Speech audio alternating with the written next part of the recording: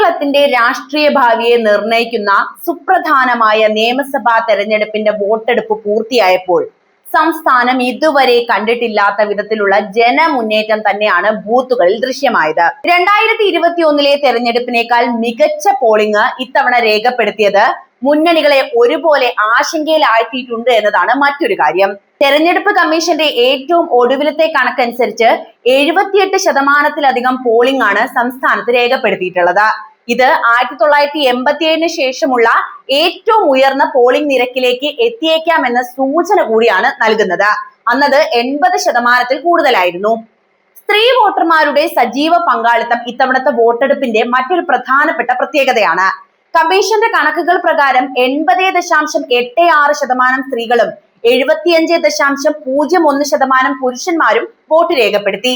Transgender വിഭാഗത്തിൽ നിന്ന് 57.04% പേരും ജനാധിപത്യ പ്രക്രിയയിൽ പങ്കാളിയായിട്ടുണ്ട്. വടക്കൻ കേരളത്തിൽ വോട്ടിംഗ് ശതമാനം കുതിച്ചുയർന്നപ്പോൾ മധ്യ കേരളത്തിലും തെക്കൻ കേരളത്തിലും കനത്ത പോരാട്ടത്തിന്റെ പ്രതീതിയാണ് ഉണ്ടായത്. കോഴിക്കോട് ജില്ലയിൽ 81.32% പോളിംഗുമായി ഒന്നാമതെത്തിയപ്പോൾ പാലക്കാട് 80.09%, കണ്ണൂർ, തൃശൂർ തുടങ്ങിയ ജില്ലകളിലും വൻ ജനപങ്കാളിത്തം ദൃശ്യമായിട്ടുണ്ട്. പത്തനംതിട്ടയിലാണ് ഇത്തവണയും ഏറ്റവും കുറഞ്ഞ പോളിംഗ്, അതായത് 70.76% രേഖപ്പെടുത്തിയത്.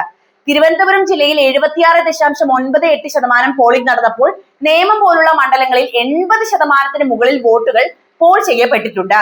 ഇത് ത്രികോണ മത്സരത്തിന്റെ തീവ്രതയാണ് വെളിപ്പെടുത്തുന്നത്. മറ്റൊരു പ്രധാനപ്പെട്ട കാര്യം, SIR നടപ്പിലാക്കിയതിനു ശേഷം നടക്കുന്ന ആദ്യ തെരഞ്ഞെടുപ്പ് ആയതിനാൽ വോട്ടർ പട്ടികയിലെ ക്രമക്കേടുകളെ കുറിച്ചുള്ള പരാതികൾ ഇത്തവണ കുറവായിരുന്നുവെങ്കിലും ചിലയിടങ്ങളിൽ കള്ളവോട്ട് ആരോപണങ്ങളും LDF UDF പ്രവർത്തകർ തമ്മിലുള്ള ചെറിയ സംഘർഷങ്ങളും റിപ്പോർട്ട് ചെയ്യപ്പെട്ടിട്ടുണ്ട്.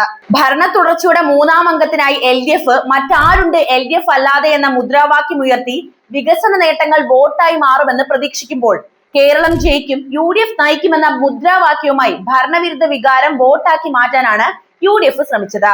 BJP നേതൃത്വം നൽകുന്ന NDA മാറാത്തത് ഇനി മാറുമെന്ന പ്രഖ്യാപനവുമായി നിർണായക ശക്തിയായി മാറാനുള്ള ശ്രമത്തിലുമായിരുന്നു. സാമുദായിക വോട്ടുകളുടെ ഏകീകരണം ഇത്തവണത്തെ ഫലപ്രദർശനത്തിൽ വലിയ പങ്കാണ് വഹിക്കാൻ പോകുന്നത്. ന്യൂനപക്ഷ വോട്ടുകൾ UDFിലേക്ക് കൂടുതൽ കേന്ദ്രീകരിക്കപ്പെട്ടേക്കാം എന്ന രാഷ്ട്രീയ നിരീക്ഷണങ്ങൾക്കിടയിലും ക്രിസ്ത്യൻ വോട്ടുകളിൽ ഉണ്ടായേക്കാവുന്ന മാറ്റങ്ങൾ LDFും NDAയും ഒരുപോലെ ഉറ്റുനോക്കുന്ന വിഷയം തന്നെയാണ്. തെരഞ്ഞെടുപ്പിന് പിന്നാലെ NSS ജനറൽ സെക്രട്ടറി സുകുമാരൻ നായരുടെ സമദൂര നയം പാരമ്പര്യമായി UDFന് ഗുണം ചെയ്യാറുണ്ട് എങ്കിലും ഇത്തവണത്തെ നിശബ്ദ പ്രചാരണങ്ങൾ ആരെ തുണയ്ക്കുമെന്ന കാര്യത്തിൽ ഇതുവരെ നമുക്ക് വ്യക്തത വന്നിട്ടില്ല. എന്നാൽ വെള്ളാപ്പള്ളി നടേശൻ പ്രതിപക്ഷ നേതാവിനെ യോഗ്യൻ എന്ന് വിളിച്ചത് ഈഴവ വോട്ടുകളിൽ UDFന് അനുകൂലമായ തരംഗം ഉണ്ടാക്കിയേക്കാം എന്ന ചർച്ചയിലേക്കാണ് കാര്യങ്ങളെ കൊണ്ടെത്തിക്കുന്നത്. ഇത്രനാളും അദ്ദേഹത്തെ അങ്ങനെ വിളിക്കാത്ത ഒരാളാണ് ഇങ്ങനെ വിളിച്ചത് എന്നത് ശ്രദ്ധേയമാണ്. അഴിമതി ആരോപണങ്ങളും കിറ്റ് വിവാദങ്ങളും കേന്ദ്ര സംസ്ഥാന സർക്കാരുകളുടെ പോരും നിറഞ്ഞ പ്രചാരണത്തിനൊടുവിൽ ജനങ്ങൾ രേഖപ്പെടുത്തിയ ഈ ഉയർന്ന പോളിംഗ് ശതമാനം കേരളം ഒരു ഭരണമാറ്റത്തിന് ആഗ്രഹിക്കുന്നു എന്നതിന്റെ സൂചനയാണോ, അതോ പിണറായി സർക്കാരിന്റെ ക്ഷേമ പദ്ധതികൾക്കുള്ള അംഗീകാരമാണോ എന്ന് വരും ദിവസങ്ങളിൽ മാത്രമാണ് നമുക്ക് വ്യക്തമാകുക. മെയ് 4 വോട്ടെണ്ണൽ നടക്കുന്നത്. അതുവരെ കേരളം രാഷ്ട്രീയമായ ശ്വാസം പിടിച്ചുള്ള കാത്തിരിപ്പിലാണ്. 140 മണ്ഡലങ്ങളിൽ 26 ഇടങ്ങളിൽ നടക്കുന്ന അതിശക്തമായ പോരാട്ടം സംസ്ഥാനത്തിന്റെ അധികാര കസേര ആർക്കെന്ന് തീരുമാനിക്കുന്നതിൽ ഏറെ നിർണായകവുമാണ്. എന്തായാലും റെക്കോർഡ് പോളിംഗ് ശതമാനം പുറത്തു വന്നതോടെ 3 പ്രധാന മുന്നണികളും വലിയ ആത്മവിശ്വാസത്തിൽ തന്നെയാണുള്ളത്. ഓരോ മുന്നണിയും ഈ വർദ്ധിച്ച ജനപങ്കാളിത്തത്തെ തങ്ങൾക്ക് അനുകൂലമായ തരംഗമായിട്ടാണ് വ്യാഖ്യാനിക്കുന്നതും. ഇടതുപക്ഷ ജനാധിപത്യ മുന്നണി അതായത് LDF വലിയ ആത്മവിശ്വാസം പ്രകടിപ്പിക്കുന്നത് തങ്ങളുടെ കേഡർ വോട്ടുകൾ കൃത്യമായി പോൾ ചെയ്യപ്പെട്ടു എന്നതുകൊണ്ട് തന്നെയാണ്. ഭരണ തുടർച്ചയ്ക്കുള്ള അനുകൂല വികാരം ജനങ്ങൾക്കിടയിൽ ഉണ്ട് എന്നും പ്രത്യേകിച്ച് ക്ഷേമ പെൻഷനുകളും വികസന പദ്ധതികളും വോട്ടായി മാറിയെന്നുമാണ് LDF കണക്ക് കൂട്ടുന്നത്. സ്ത്രീ വോട്ടർമാരുടെ പോളിംഗ് ശതമാനത്തിലെ വർധനവ് തങ്ങളെ തുണയ്ക്കുമെന്ന് അവർ ഉറച്ചു വിശ്വസിക്കുകയും ചെയ്യുന്നുണ്ട്. മലബാർ മേഖലയിലെ ഉയർന്ന പോളിംഗ് തങ്ങളുടെ കോട്ടകൾ ഭദ്രമാണ് എന്നതിന്റെ തെളിവായിട്ടാണ് ഇടതുപക്ഷം കാണുന്നത്. 3ാം തവണയും അധികാരത്തിലെത്തുക എന്ന ചരിത്ര നേട്ടം കൈവരിക്കാനാകുമെന്നാണ് മുഖ്യമന്ത്രി പിണറായി വിജയൻ അടക്കമുള്ള നേതാക്കളുടെ ഇത്തവണത്തെ പ്രതീക്ഷ. ഇനി നമുക്ക് ഐക്യ ജനാധിപത്യ മുന്നണി അതായത് UDFിലേക്ക് വരികയാണെങ്കിൽ അവർ ഭരണവിരുദ്ധ തരംഗത്തിന്റെ വ്യക്തമായ സൂചനയായിട്ടാണ് ഈ ഉയർന്ന പോളിംഗ് ശതമാനത്തെ നോക്കിക്കാണുന്നത് എന്ന് മനസ്സിലാക്കാവുന്നതാണ്. നിശബ്ദരായ വോട്ടർമാർ കൂട്ടത്തോടെ ബൂത്തിലെത്തിയത് സർക്കാരിനെതിരെയുള്ള ജനരോഷമാണെന്നാണ് അവർ അവകാശപ്പെടുന്നത്. 2025 തദ്ദേശ തെരഞ്ഞെടുപ്പിൽ ലഭിച്ച മുന്നേറ്റം നിയമസഭയിലും ആവർത്തിക്കുമെന്നും 10 വർഷത്തെ ഇടവേളയ്ക്ക് ശേഷം ഭരണം തിരിച്ചു പിടിക്കാനാകുമെന്നും UDF കണക്ക് കൂട്ടുന്നുണ്ട്.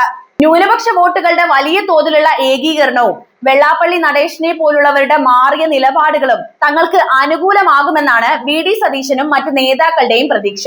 പ്രത്യേകിച്ച് മധ്യ കേരളത്തിലും തെക്കൻ കേരളത്തിലും വലിയ മുന്നേറ്റമാണ് അവർ പ്രതീക്ഷിക്കുന്നത്. ഇനി NDAയിലേക്ക് വരികയാണെങ്കിൽ, അതായത് ദേശീയ ജനാധിപത്യ സഖ്യത്തിലേക്ക് വരികയാണെങ്കിൽ ഇത്തവണ നിർണായകമാകുന്ന മൂന്നാം ശക്തിയായി മാറുമെന്ന പ്രതീക്ഷ അവർ കൈവിട്ടിട്ടില്ല. തിരുവനന്തപുരം, തൃശൂർ, പാലക്കാട് തുടങ്ങിയ ജില്ലകളിൽ തങ്ങൾ കാഴ്ചവെച്ച ശക്തമായ ത്രികോണ മത്സരം ഇത്തവണ നിയമസഭയിൽ അക്കൗണ്ട് തുറക്കാൻ സഹായിക്കുമെന്നാണ് അവർ അടിയുറച്ച് വിശ്വസിക്കുന്നത്. BJPയുടെ വോട്ട് വിഹിതത്തിൽ ഉണ്ടാകുന്ന വർധനവ് പല മണ്ഡലങ്ങളിലും ജയപരാജയങ്ങൾ നിശ്ചയിക്കുമെന്നും തങ്ങളുടെ സാന്നിധ്യമില്ലാതെ കേരളത്തിൽ ഇനിയൊരു ഭരണം ഉണ്ടാകില്ല എന്നും NDA നേതാക്കളും അവകാശപ്പെടുന്നുണ്ട്. കൃത്യമായി പറയുകയാണെങ്കിൽ ഉയർന്ന പോളിംഗ് ശതമാനം എല്ലാ മുന്നണികൾക്കും ഒരുപോലെ പ്രതീക്ഷ നൽകുന്നുണ്ട് എങ്കിലും ഈ അധിക വോട്ടുകൾ ആരുടെ പെട്ടിയിലാണ് വീണത് എന്ന രാഷ്ട്രീയ കേരളത്തിൽ വലിയ ചർച്ചയായിട്ടാണ് തുടരുന്നത്. അതിന് നമ്മൾ മെയ് 4 വരെ കാത്തിരിക്കണം. മെയ് 4 വോട്ടെണ്ണൽ ഫലം വരുന്നത് വരെ ഈ പ്രതീക്ഷകളുടെ പടയോട്ടം ഇനിയുള്ള ദിവസങ്ങളിൽ ഉണ്ടാകുമെന്ന് തന്നെയാണ് നമുക്ക് വിലയിരുത്താൻ കഴിയുന്നത്.